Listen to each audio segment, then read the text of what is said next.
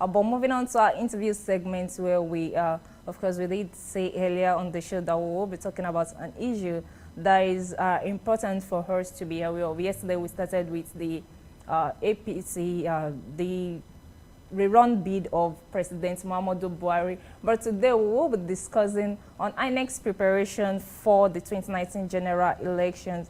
Last week, INEC rolled out timetable of the elections, and of course they did also confirm 21 political parties to make it 68 political parties in Nigeria. And one of the major reactions that are risen from that timetable is people are saying that we shouldn't have the governorship, the presidential election first before the governorship elections. And with 68 new political parties, we are expecting to have longer pulling papers longer, and of course the whole electioneering process will take a longer time. And of course we're expecting, INEC also did mention that they still have 80 pending requests from other other groups who are willing to become political parties before the 2019 elections. These are what will form the basis of our conversation on the show today, and I have my guest in the house, Shola Fagorosi, who is a youth development advocate and the programs and media manager of Onelife Initiative. You're welcome to the studios. Thanks for having me here this morning. Okay, first of all, I think, okay, you've intimated me about some of the works that you do about in Onelife Initiative, which is about government and policies, the following process of elections, and with a art for, of course, a better Nigeria. I think that's the focus of everything you guys are doing at Onelife Initiative. When INEC released the timetable, what was your reaction to that? I was excited that, look, it's good to actually, you don't prepare for war in time of war. Mm-hmm. I'm not alluding to the fact that the election is war. I don't believe in the allusion of our former president who said that the election is a do or die affair, if you remember. Mm-hmm. But then it's good to actually prepare for war in time in time of peace. To say, look, we don't begin to prepare for what is supposed to happen during the election, in the time of the election, right, but way before the election. In some quarters as well, the argument is that even that the release actually came a bit late.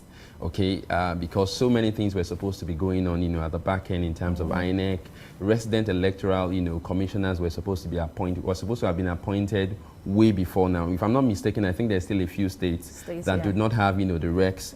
And if you know the function, what the recs are really supposed to do, one of the things they're supposed to actually engage in is to understand the terrain of the state. Mm-hmm. If you are new to a location, your state has, over 30 local government, for instance, you want to move around the local government, you want to look at locations where electoral materials will be difficult to get into. I remember, previous elections, in a single location, it takes about 4 hours to get to those places. I've been to places like Ishi, Igbeti, Shaki, saying here in your state, and the distance. So what's the logistics for all of this? The recs need, they are the closest in terms of, administration of electoral materials and all of that. So these are some of the things that needs to be on ground. But, nevertheless, I think it's a good thing that we know that, counting from today, for instance, INEC now has a timer on his website. I think we had 390, 5 days or so, to the election, which means that in another 400 days, or less than, we would know very clearly who the next president of the country should be. Okay, well, I did mention earlier that reactions have trailed the release of that timetable, and one major issue that Nigerians seems to be contending, some Nigerians seems to be contending, is the fact that we are having the presidential and the National Assembly first, and that will be on 16th February 2019, while the governorship and state house of assemblies would happen on 2nd March 2019. What is your opinion as regards this? For instance, we saw a case where immediately after the presidential election, since we knew what was, what had happened of, the several gubernatorial elections, and National Assembly elections that happened afterwards, simply because there were, there were alignments with the name saying absolute, which of them should actually, again, we know the system already. If you go around town, you can see billboards, you can see allusions, you can see subtle campaigns actually going on. INEC says, for instance, you have to stop campaign 2 days before the election. But we know from what has happened, in previous elections, that did not happen.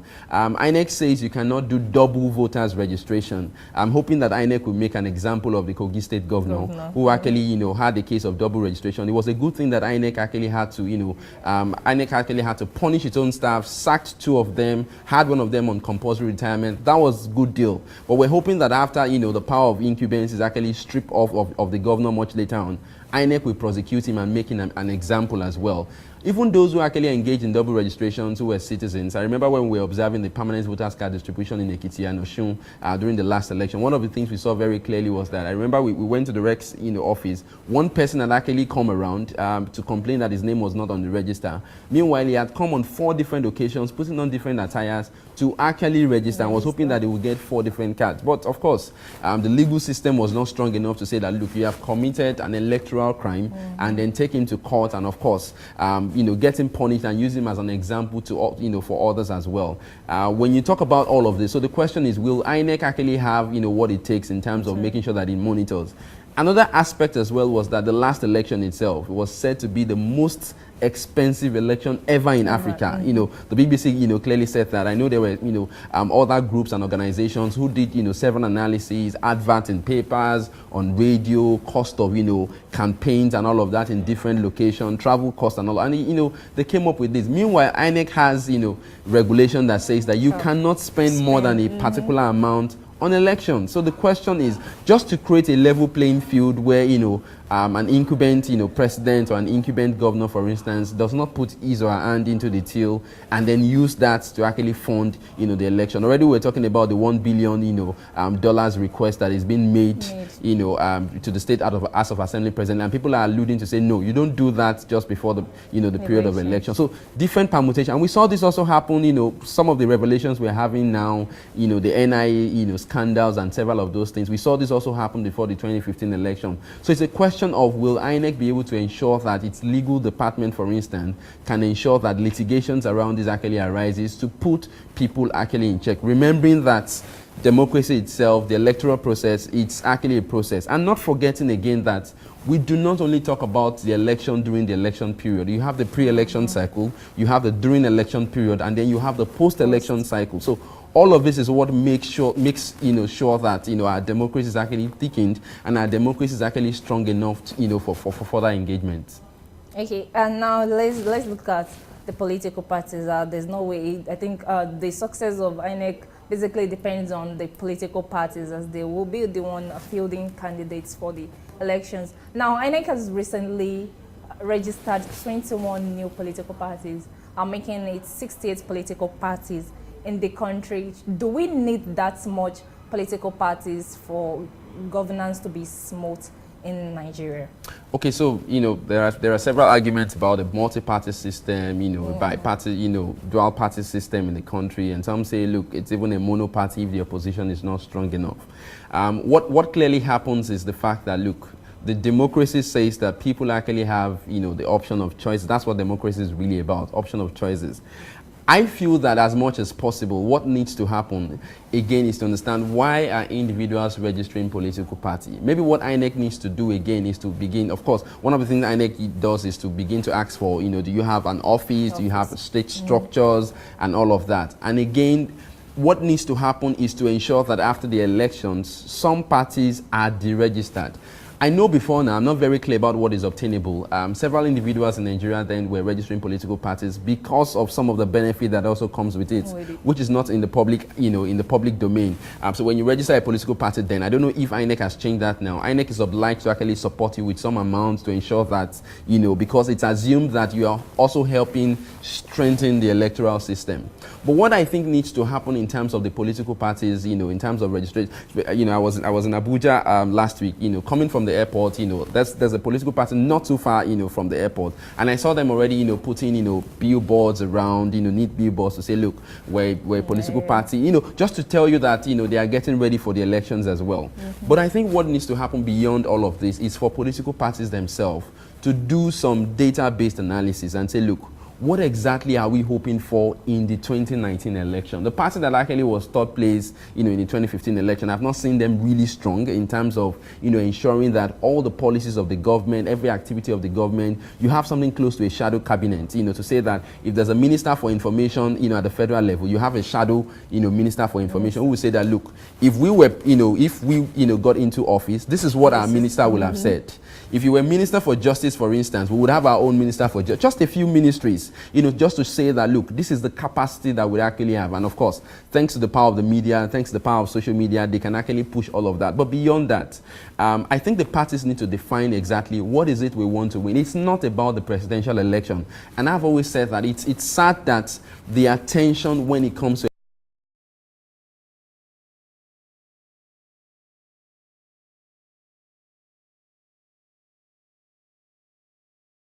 election in Nigeria is fixated on the presidential election. Even more important is the elections that actually happen in the local government, the elections into the state's House of Assemblies, the elections into the Senate, the elections into the House of Reps.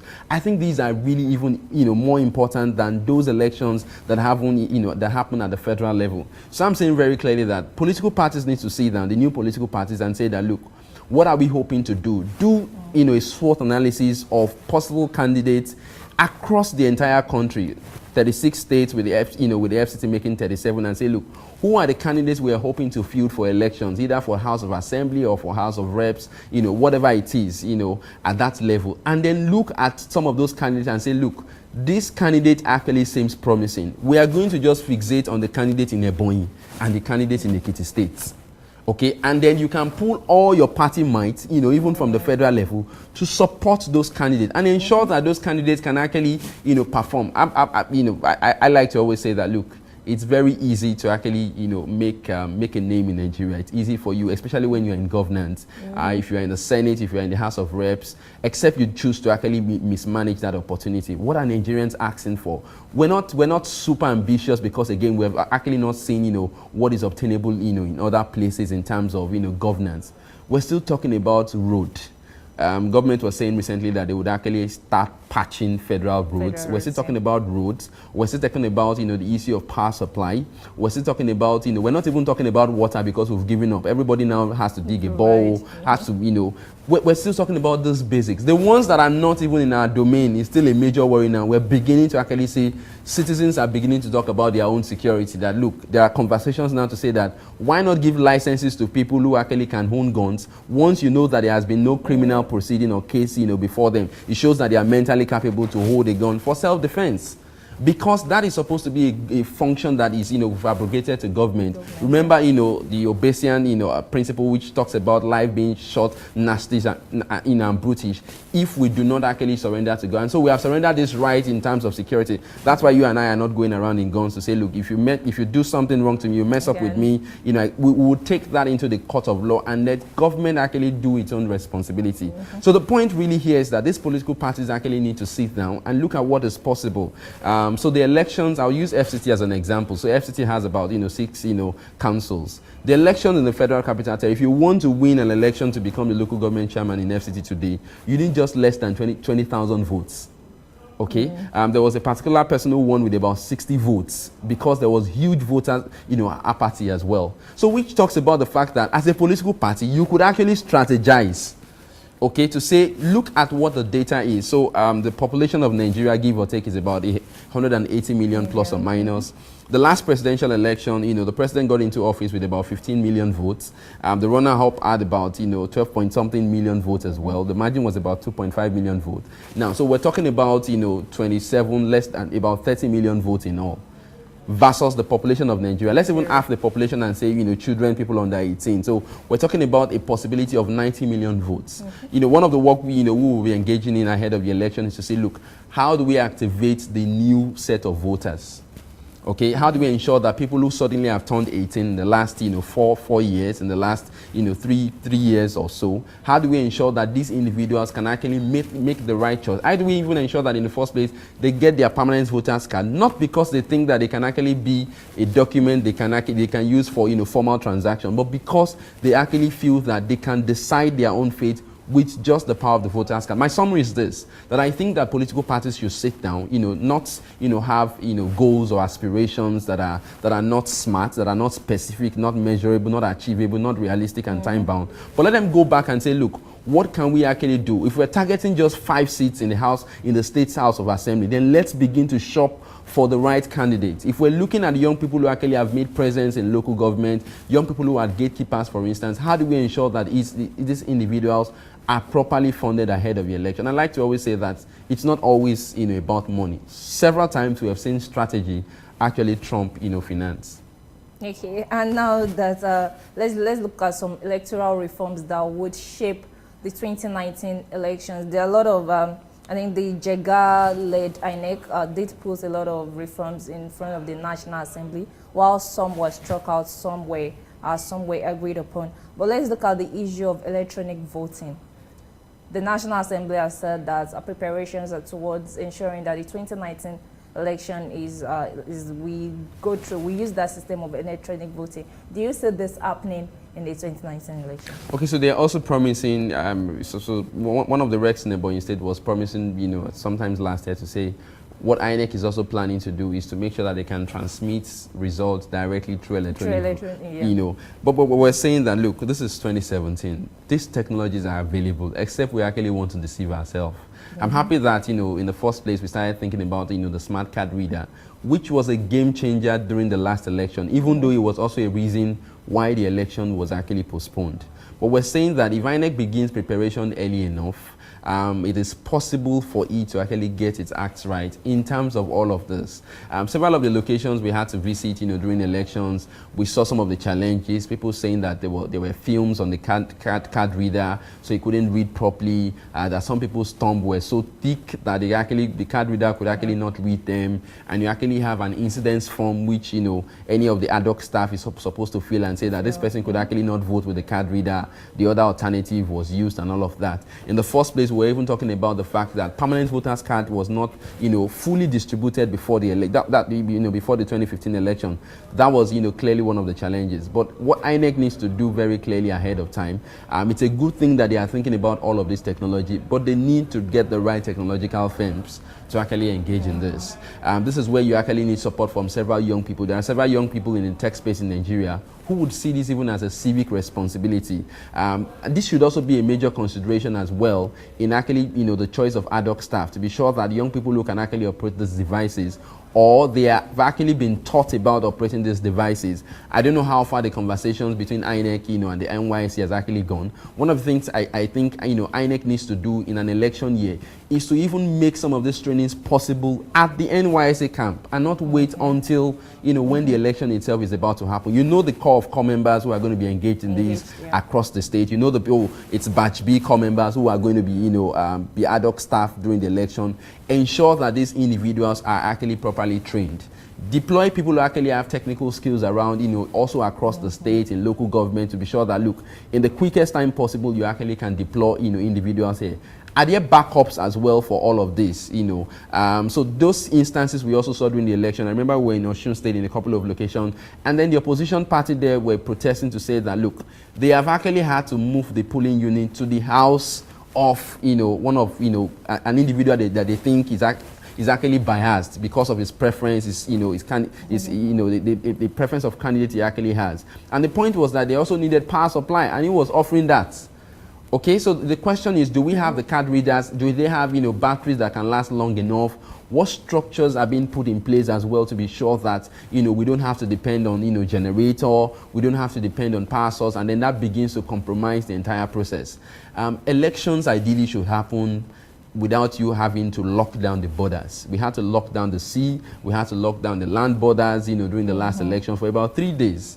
Election should be, it's a civic responsibility.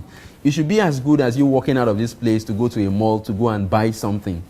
Okay, the fact that I can just stop by from the office and say, oh, let me just, get myself, observe, my right as a citizen to make sure that the right person gets into office. It shouldn't be a case where we actually will shut down the entire country. But unfortunately, that is still the case for now. because of the kind of people who actually get into elections. You hear several of them and they talk about it as a political game. You hear individuals today, what do you do? You say, I'm a politician. That is not a job description. What do you do? As in, there must be something you do. There must be something. There must be a profession. You cannot be a politician. You cannot be a professional politician. There must be something you do. There must be a practice you engage in from which you get your resource, from which you can actually connect with people. Okay, so we're saying that how do we ensure that INEC in the first place? Unfortunately, INEC is not in the business of ensuring that the right candidate emerges. INEC is just in the business of ensuring that a level playing field is ensured. So it's our own business as citizens of the Federal Republic to be sure that within our community, when do we begin to have a conversation with INEC, for instance, to say that, look, we need you to come and observe the process that led to the emergence of this person as our party flag, bearer. And we've seen INEC actually, prevail on several situations. We saw Rotimi Amechi is a perfect example of someone who actually did not contest election. And he didn't contest election when he became at the national level during the electioneering. It was Celestino Meya who was actually voted in as and then he went to court and got a judgment to say very clearly as well that, look, this candidate was the individual who was supposed to be fielded for election, but your party went over and changed which was not right, and he won. And today we have a Rotimi Amechi who has moved from that, given that trajectory, who's now the Minister of Transport. Just to tell you that, look, election is serious business. But beyond any of all of this, INEC also needs to make sure that it puts things in place. INEC needs to be sure, for instance, now that, are there litigations which can stop it? Do they have, the legal department, how ready are they as well to be sure that if anything happens, so, the law, the Constitution article, Section 132 says that, elections have to happen at least not more than 150 days before, the incumbent hands over, or, not more than 30 days as well, at least 30 days before the incumbent, hands over as well. Between this period and, well, the litigation that would happen, how prepared is INEC for this? Okay, do they have lawyers already who are engaged for all of this? We saw what happened in Kenya as a good example. So Kenya's election, I think it was in November 2017, August 2017 or thereabout. So you saw what happened when you had the candidate from the Jubilee Party, and then the candidate from the DC Party as well, Raila Odinga, who actually went ahead to court, and then the Supreme Court, first of its kind, and then they had a runoff. Is INEC also ready possibly for a runoff? These are permutations. It's like saying this is our game A plan, this is our plan B, this is our plan C. Does INEC even have a plan B and a plan C? So what if, so the law says, you must win in, a particular number of states, you must win in at least half the number of states, and you must have, I think 1/4 of, wins in, the other states as well. So if this does not happen, and then we begin to talk about the rerun, just like you had in Liberia as well. So the question is, how ready is INEC for all this, several process? And then I hope that again, just like we saw at the, the coming into office of Professor, Mahmoud Jega, where we had several elections inconclusive. I hope we would also not have situations like that, especially since the 2019 election is going to be defining for us. We have seen an incumbent actually booted out of office, which is a good thing. And to several other people listening and saying that, look, our expectations have been dashed because we put in a candidate, we thought he was going to do A, B, and C. He has not even done half of A. And you are saying that you're not going to vote. Listen, democracy only grows, with processes like this. Who knew that it was going to be possible at a particular point in time to knock out an incumbent? And we saw that happens. Now, if that happens again for the second time, and we knock out an incumbent, I am just saying, if that happens, the signal it will send to the political class in Nigeria is that, look, once people are disenchanted with what it is you have to offer, and they feel you are no longer the right candidate, they have suddenly become so powerful that they can actually knock you out of office. And then you know that issues around stomach infrastructure does not. So I'm saying to every Nigerian out there, this is our opportunity again to show that the thumb is actually powerful, even more than, the finance that the party may possibly have put together. So INEC needs to up its game in terms of preparation, ensure that, they put plans in place, contingency plans in place. If we have another Orubebe come again and say that, we will not take this, how prepared is INEC for cases like that? Okay, finally, before we go, let's quickly touch the issue of disenfranchisement of Nigerians. Although INEC has provided a room whereby you can transfer your voter's card to your place of residency, but these processes are very archaic, and sometimes because we know how the system is, most Nigerians decide that it's not even worth the stress in the first place. How should INEC tackle this issue of relocation of voters to avoid disenfranchisement of a lot of Nigerians in the year 2019? Okay, so one of the first things INEC needs to do, which they did during the 2015 election, is to have, clean up their voters registration. Okay, clean up the, the voters register. The CVR is so called because it's a continuous voters registration exercise.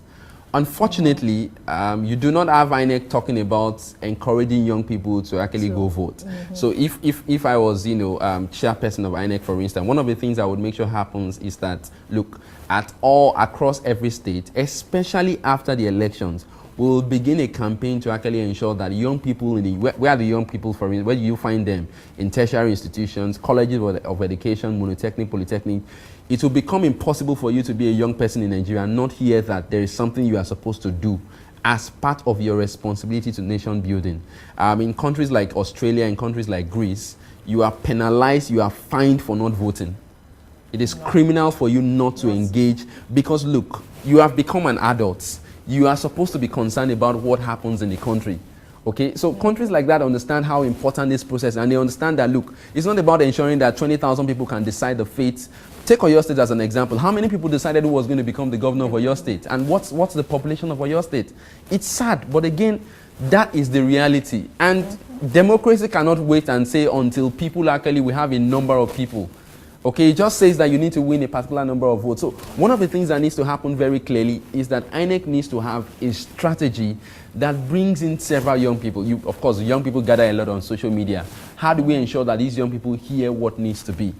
INEC needs to up its game in terms of technology. So I'm excited, that, right now you can actually go online, put in your surname, your date of birth, and, the state where you're actually registered, just to check if your name is still on the database of INEC. INEC needs to clean its register to be sure that, unfortunately, with the several killings we have had in Nigeria, so many people who voted, unfortunately, in the last election, will not be part of this election. So are we sure that those names will not be, used by a particular group of people to make sure that they can actually rig their way into office? So INEC needs to clean the voters register. And this is why we talk about nation building. Unfortunately, you have a system where we just keep giving information. There was a point in time where the National Communication Commission said we needed to go and register our SIMs. If you did not register your SIM, it was impossible. For you to get a driver's license, you need to go do registration. It's very cumbersome. For you to get your international passport as well, you need to go register. Again, the central bank came ahead and said that you need to get the BVN. So the question is, what are we doing with all this data? How come we can't harmonize this in the first place? Even harmonize this with hospitals in a way that once a child has been given birth to, for instance, you can monitor and say that this boy, this girl is now going to be 18. Okay, so how do we even track this? Nigeria does not even know you are here. The government doesn't know you are here in your states. Okay, because they can't even track. And these are all indices that you use for development. How do we know very clearly? For Lagos State has been asking for a special, state status to say that, look, once people graduate, everybody gravitates towards Lagos State. But all of these are not data driven.